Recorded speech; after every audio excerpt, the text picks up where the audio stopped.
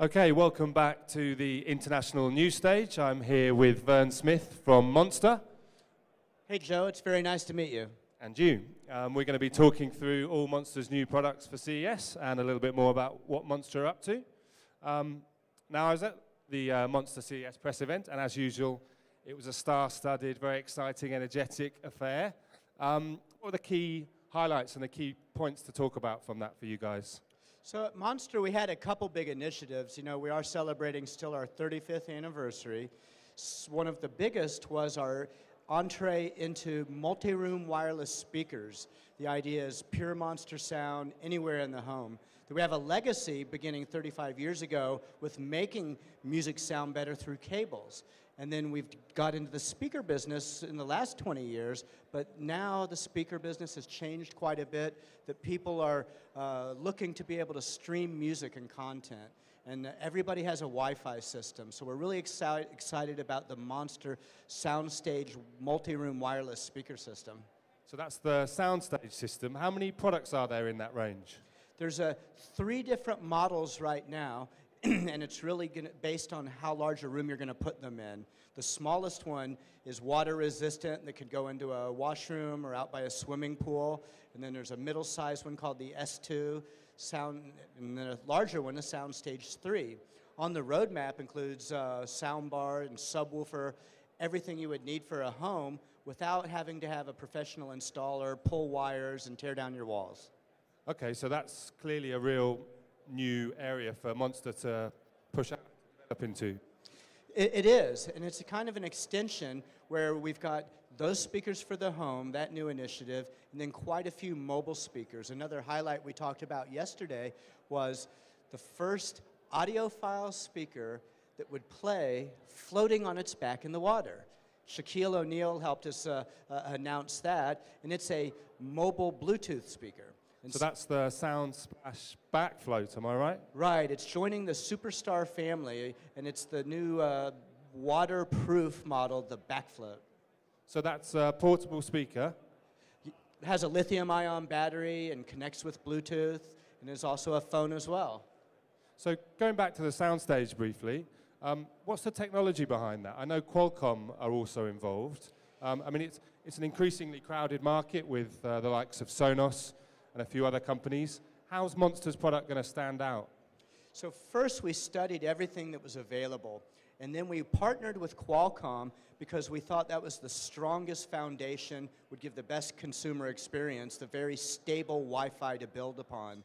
After that, we then went into what can we do to be different, and so we used dual wireless technology, so not just Wi-Fi, but also Bluetooth as well. And in addition to that, more ways to connect. So if I was going to summarize the differences with Monster, it'd be better performance for audio, pure Monster sound, more ways to connect, easier to control. Sounds good. And am I right in saying you also support high-res audio? Is that an area you're looking into? That's another reason we chose Qualcomm, that to set us apart. It's already ready for 192.24 over Wi-Fi, and so this is a fairly new technology, but there's a growing number of high-resolution files, and Monster is all about sound. The music matters, the sound matters, and so that was another reason that they did it better than anyone. So that's the SoundStage wireless family. You touched on the waterproof Bluetooth speaker. Correct. It's part of our Superstar family of mobile battery-powered Bluetooth speakers that you can take with you on the go. And so there's a Superstar, and then its big brother is now the Backfloat that actually can play floating in water, be submerged for a second, up to half a meter, and then it'll still play. So that's completely waterproof, can be submerged, dropped in. We saw Shaquille O'Neal was at the Monster press conference. We saw him drop it into the bath. And then he held it underwater. It's not to play underwater, but it has the waterproof standard that allows it to go for like half a meter for 30 seconds. And so quite waterproof. Brilliant. So moving on, Monster have been massive in the headphone market and still have a big presence there. What's new from you guys there? So the industry is really growing with wireless options. You know, Monster, as we do things, we try to develop our wireless options to be good as cable, because our standard is, you know, our original, we're the cable guys. And so we have like 8 families of headphones, each is getting a wireless headphone. In fact, like what I'm wearing here is the world's thinnest sports Bluetooth in-ear that you can see. It's very thin, so if I was wearing a sports helmet, for example, I could put it into my bicycle helmet or into my motorcycle helmet. And what we had to do is make the battery flat, that a lot of wireless in-ear headphones, or just wireless headphones in general, use the round batteries like you would see at a convenient mart. And so this has a flat battery in it, and we had to make the electronics fit on a board that folds into a U shape. Again, to gain, so it's closer to my ear. So that's the iSport Super Slim. That's exactly right, Joe. That's the iSport Super Slim, world's thinnest in-ear headphone. Excellent. And you were one of the first companies to really do the whole celebrity endorsement line with headphones. Is that something that is still important, you think, in the headphone market? We think there's still a market for that as well, and that we're continuing to develop that as well, because we want to serve that consumer segment, and that we're still putting efforts into continue to develop that and take it to the next level. And you mentioned cables. A lot of people maybe don't realize that Monster really was founded on cables, analog digital cables, and you had a new range of HDMI cables. Can you tell us a little bit about that? I mean, it's really important, Joe, when you think about all of the Ultra HD TVs. And so when you see 4K and Ultra HD now, we're really just in the beginning of it. It's great that everybody's getting it, but it's all about more data. That the new black platinum cables from Monster have the most gigabits possible, the biggest pipe, and are ready for, like, we think up to 8K. In fact, we're so confident in it, we offer to consumers what we call cable for life. If ever technology exceeds the capability of one of our premium models that has the cable for life, we will replace it. But it's ready right now as frame rate per second increases, depth of color, and 4K is going to continue to get better and require more data. So Monster's HDMI program is continuing to push the limits on what is possible. A really cool feature on this one is it's got what we call our HDMI performance indicators. I was going to ask you about that, exactly.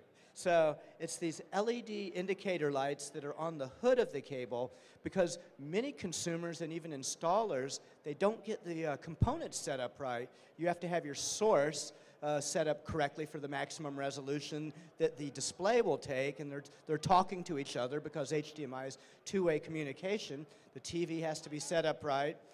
On this, you're insured, a consumer is insured that he's really getting 4K, or there's a light for 4K, a little LED for high def, like 1080p, and then standard def. And so when you install it, and that you could have complete confidence, like you're getting all the picture you paid for. And there's a lot of skepticism, well, some skepticism in certain areas about digital cables and whether they're important and whether they really matter. What would you say to those guys? Because obviously it's still crucial to Monster, the importance of a digital cable. So we get that question a lot, and so one of the analogies I often use is my car has Z-rated tires that will go 400 kilometers per hour. They're really different. You know, that rubber is different, they are really different, and they're different. The Monster cables are backed up by science and measurement. More data can go through them. That a lot of today's components are down-resing whether a consumer knows it or not. Just as I talked about the components, if that source on a lot of brands doesn't think the display will take it, it won't put out the maximum signal, or it will do some automatic down resolution. In the early days of HDMI, you would get a black screen. They've made the products now more often put out less data, so at least the consumer doesn't get a blank screen, but they're not getting all the resolution. So you think to get a true 4K picture or even an HD picture, you need to have that quality cable? It gives you the assurance it's getting the maximum, and it really matters on longer lengths. That's where you really see a difference, where a standard cable and the limits of the copper and the plastic are exceeded, and that what we do, like with our Black Platinum, there's a microprocessor equalizing system in one end that, each cable is calibrated at our factory to make up for the tiny differences in plastic and copper, to adjust it and tune it to really get that many gigabits. And so not everybody can use a chip, and then on top of that chip we add our LEDs coming out of that microprocessor. So there is a difference in cables, and think of putting a long cable in a home, and then when the next generation of 4K comes out and it's stuck in the wall, that's especially troublesome. Okay, so that's wireless speakers, headphones, digital cables. Anything else for Monster at CES or indeed later this year? Well, we're extending our power line as well for our surge products. We call them power centers. And again, they're already the safest in the world. They use ceramic encased MOVs. What we're adding now is some ways to help make the most out of this Internet of Everything. We have 3 different levels: gold, platinum, and black platinum, to go along with our gold, platinum, and black platinum cables. And so the first level, we add USB. Everybody has portable devices. You never have enough outlets or USB outlets to charge. At our second level, so that's a mains outlet with USB charging built in? Yes, at the basic level. Then we add clean power or conditioning. Picture and sound can be impacted by the noise coming in from the wall or in a home, even in between components. So we had conditioning on top of the utility of the world's best protection, USB, then clean power conditioning, and at the top level, to take advantage of this Internet of Everything, it's got power line communication. What we're doing there, just like with Qualcomm, in fact, they are helping us do the chips and the technology inside these power centers, that Wi-Fi has all the pressures of all the devices that are going on it. Bandwidth goes up and down and how it's consumed. Power line communication allows me to run farther, take advantage of the AC wires that are already in the house, and have less buffering, where I've got a better, more consistent pipe. There's a power line chip at each end processing it, so I get no buffering. It goes in and I get less buffering and less slowdown than you would see coming through on Wi-Fi. It's a lot to get your head around there. So, Monster's more than a headphone company, and so that's kind of our theme this year, is the diversity of Monster, in fact. So on that subject, and finally, you talked about the Internet of Things, which is a big buzzword here, big buzz phrase, and also the wearables market is huge here. Can we see Monster moving into a new product area? So we're exploring a lot of categories. When we think of the Internet of Everything, for example, with our all-join alliance that is part of the Qualcomm family, fire alarms, doors, everything is going to be talking Wi-Fi to each other. So some ways we're doing it, our power centers will soon be able to give alarm like through our speaker system. A fire alarm could say fire, fire, or smoke. It's talking, this Internet of Everything, the fire alarm talking to that all-joined system, announcing through your speakers. So this is the Monster smart home of the future? Yes, we're taking, that's kind of our vision of it, and a lot of people have it, and we're kind of gaining partners and that share that vision, and so we'll be partnering with a lot of those brands, even if it's not just Monster, to talk to that open platform that is talking through Wi-Fi and using the Qualcomm technology. Very interesting. Vern, it's been a pleasure. Thanks very much. Joe, thank you very much. I had a great time.